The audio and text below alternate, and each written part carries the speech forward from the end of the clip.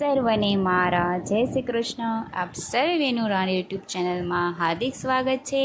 શ્રાવણ માસ એટલે કે તહેવારો અને ભક્તિમાં લીન થવાનો માસ. શ્રાવણ માસમાં વદ પક્ષની સાતમ એટલે શીતળા સાતમ અને આઠમ એટલે જન્માષ્ટમી.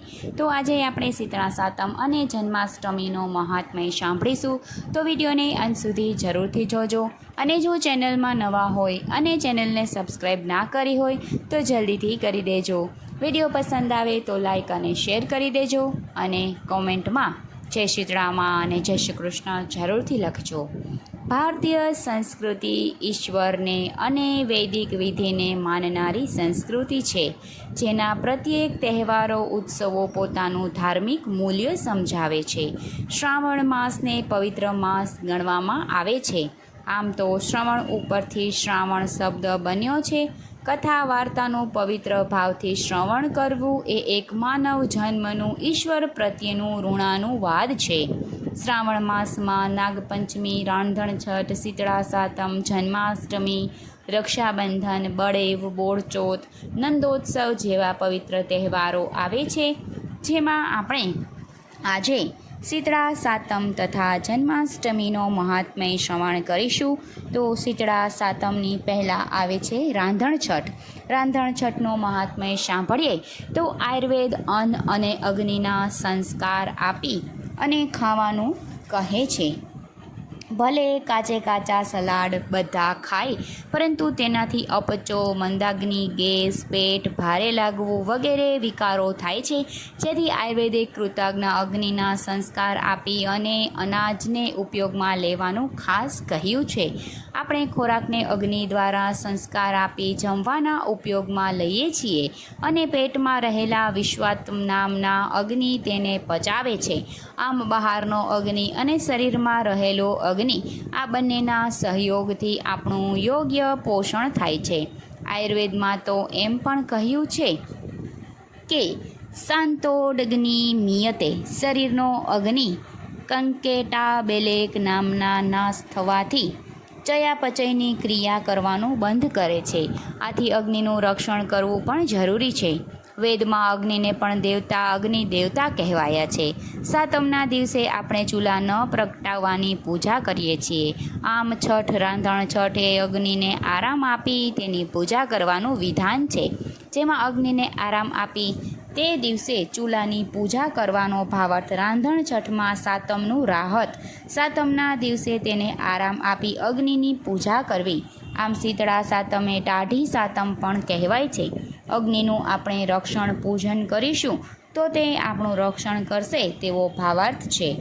શીતળા સાતમનો મહિમા સાંભળીએ તો શ્રાવણ માસની સુદ અને વદ બંને પક્ષની સાતમને શીતળા સાતમ, નાની સાતમ અને મોટી સાતમ એમ કહેવાય છે. રાંધણછઠના દિવસે બધું રાંધી લીધા પછી સગડી ચૂલાની પૂજા કરી સાતમના દિવસે ઠંડુ જમે છે. શીતળા સાતમના દિવસે સ્ત્રીઓ સગડી ચૂલાને ઘરના દેવતા માની તેની પૂજા કરે છે. કલમ હોય કે તલવાર, હળ હોય કે ત્રાજવું, સગડી ચૂલો હોય કે ઝાડુ, પ્રત્યે વસ્તુની પવિત્રતા જાળવવા તેનું પૂજન કરવાથી તેની પવિત્રતા જળવાઈ રહે છે. સાધન પૂજા અને કર્મ પૂજા કરવાથી શીતળા સાતમ પ્રસન્ન થાય છે. શીતળા માને કૃપા રહે છે, તેનાથી જીવનમાં ઉત્સાહ, શાંતિ તથા શીતળતા અનુભવાય છે. શીતળા માતા સેવાની દેવી છે. સેવા કરવા જેટલી અંતરની શાંતિ મેળવી શકાય છે એટલું બીજું કોઈ મળી શકતું નથી. સુપડું અને સાવરણી જેવા સેવાના ક્ષુદ્ર સાધનોને તેમની ઉપયોગિતા જોઈ શીતળા માતાએ તેમની પાસે રાખ્યા છે. તેમની પૂજા કરવાથી બાળકોને રોગો થતા નથી. સુપડાથી સાફ કરેલા અશુદ્ધ અનાજ ખાવામાં આવે અને રહેવાનું સ્થાન સાવરણીથી સાફ કરી સ્વચ્છ અને સુઘડ રાખવામાં આવે તો રોગનું પ્રમાણ ઘટી જાય છે. એવો આધ્યાત્મિક તથા આરોગ્યદાયક આ તહેવાર છે. આરોગ્યના ભાવાર્થે આયુર્વેદના ભાવ પ્રકાશ ગ્રંથમાં શીતળા દેવીનું વર્ણન છે.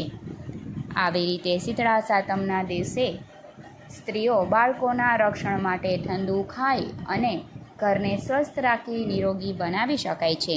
હવે આપણે શ્રાવણ માસના વદ પક્ષની આઠમ એટલે કે જન્માષ્ટમીનો મહાત્મય સાંભળીએ તો કર્ણિતિ આત્મ સાત્વયોતિ અનયા દૈવન્ય પરિણ્યતની મનોભવકારી ઇતિ યાદયર્મસ કૃષ્ણહમ. ભગવાન ભક્તોના મનને જે આકર્ષે છે અને આત્મસાત કરીને જે આનંદ આપે છે તે કૃષ્ણ, મુક્તિદાતા, લોકોના તારણહાર તથા ગીતાનો ચાંડનાર શ્રી કૃષ્ણ જન્મ દિવસે એટલે શ્રાવણ વદ 8મી કૃષ્ણ જન્મ એ અતિ મંગલમય અને પવિત્ર પુરાતન છતાં નિત્ય નૂતન સનાતન દિવસ એટલે જન્માષ્ટમીનો દિવસ. ગૂઢ પર બ્રહ્મા જે મનુષ્ય રૂપે પૃથ્વી ઉપર પ્રગટ થયા છે, જેમ ભગવાન શ્રી કૃષ્ણ વિષ્ણુને અવતાર દે છે તેમ પ્રભુ રામચંદ્ર પણ વિષ્ણુનો જ અવતાર છે, પરંતુ બંને જ અવતારોમાં મૂળભૂત ફરક છે. ભગવાન રામ મર્યાદા પુરુષોત્તમ હતા. તે પોતાના એક મનુષ્ય તરીકે દશરથના પુત્ર રાજા રામ બન્યા અને સહજ માનવીની બધી જ મર્યાદાનું ઉત્કૃષ્ટ પાલન કર્યું. જ્યારે શ્રી કૃષ્ણ તેમના પરબ્રહ્મા સ્વરૂપનું કદી વિસ્મરણીય નથી થતું. તેને અધર્મના નાશ કરવા અને ધર્મની સ્થાપના કરવા માટે અસંખ્ય કાર્યો કરી ધર્મનું રક્ષણ કર્યું અને સદા પુરુષને કે સત્યકર્તાનું રક્ષણ કર્યું.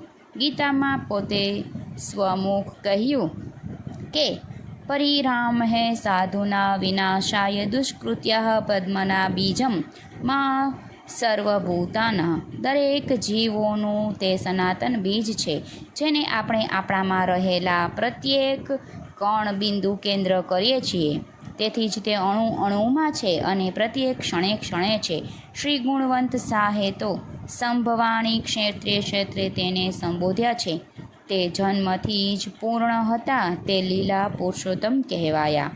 લીલાઓ જાણીએ શ્રી કૃષ્ણની તો જન્મ પહેલાંથી કંસ તેમને મારવા હાથ ધોઈ પકડી બેઠા હતા. તેથી જ તે જન્માંતે જ માતા પિતાને છોડી ગોકુળમાં મોટા થયા અને ગોવાળિયાના બાળકો સાથે દોસ્તી બાંધી અસુરોનો ખત્મ કર્યા. ઇન્દ્રનું અભિમાન તોડી તેને પૂજા બંધ કરાવી અને ગોવર્ધન પૂજા કરાવી મથુરામાં કંસને વધ કરી અને ક્ષત્રિયો સંસ્કાર માટે તેઓ સાંદીપની મુનિના આશ્રમે ગયા.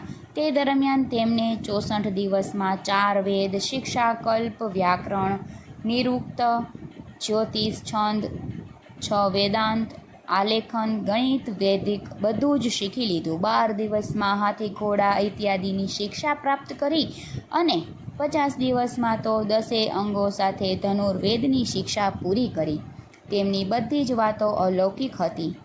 અધાસુર, બકાસુર આદિ અસુરોનો વધ કરી ક્રાંતિકાર પગલાં આ બાળ ઉંમરે કિશોર વયે કંસ અને ચાણૂક જેવા મલ્લોને મારી ગોપીઓ સાથે બાળલીલા કરી અને કિશોર વયે પાંડવો સાથે રહી કુરુક્ષેત્રના રણ મધ્યે અર્જુનને વિરાટ સ્વરૂપે દેખાડી ગીતાનો બોધ આપ્યો.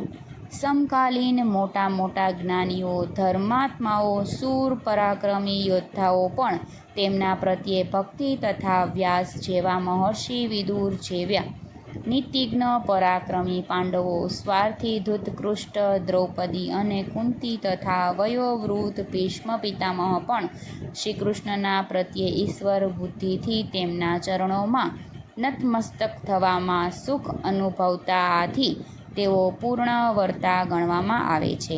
જે કાળે ભારતમાં સામ્યવાદને પિશાચી નૂતક ચાલતું હતું, ભાગવાદી વિચારસરણીએ જે જીવનનું સર્વસ્વ ગુમાવતું અર્થ અને કામને અતિરેતક પ્રાધાન્ય આપતું હતું અને જીવનમાં સત્ય દર્શન પાસે જાણે કે પૂર્ણ વિરામ મુકાઈ ગયું હોય.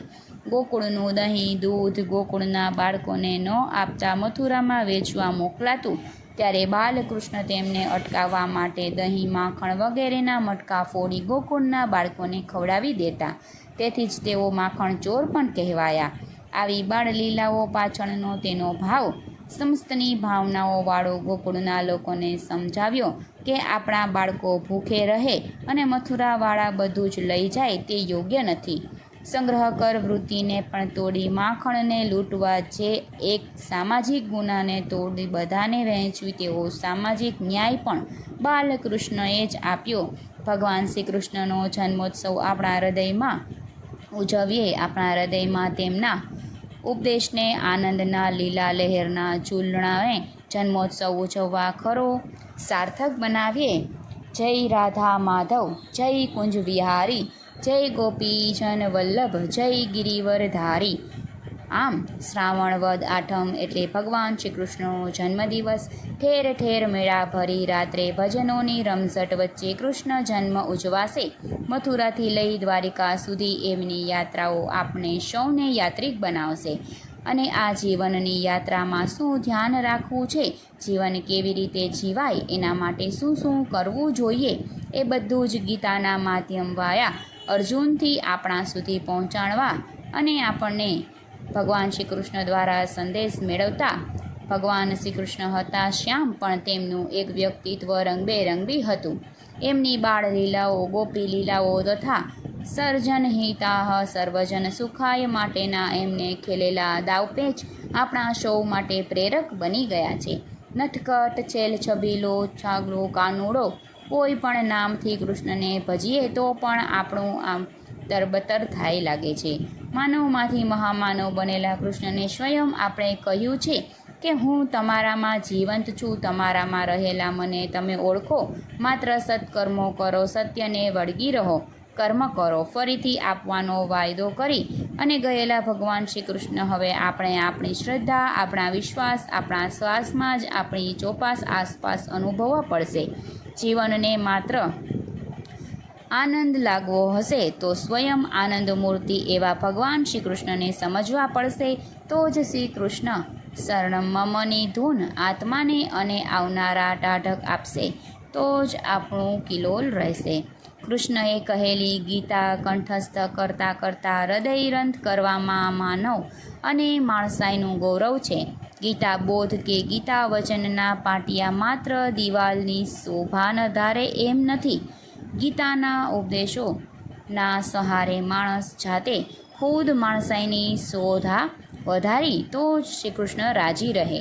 કારણ કે મહાભારત તો રોજ ડગલે ને પગલે રમીએ છીએ, તો પછી જીવન રથને સુપેરે ચલાવવા કૃષ્ણની ગીતાને શરણે જવું જ પડે. જય શ્રી કૃષ્ણ. કૃષ્ણ વાસુદેવાય હરે પરમાત્મને પ્રયતઃ કલેશ નાશાય ગોવિંદાય નમો નમઃ. શ્રી કૃષ્ણ જન્માષ્ટમીની બધાને હાર્દિક શુભેચ્છાઓ. બધાને મારા જય શ્રી કૃષ્ણ.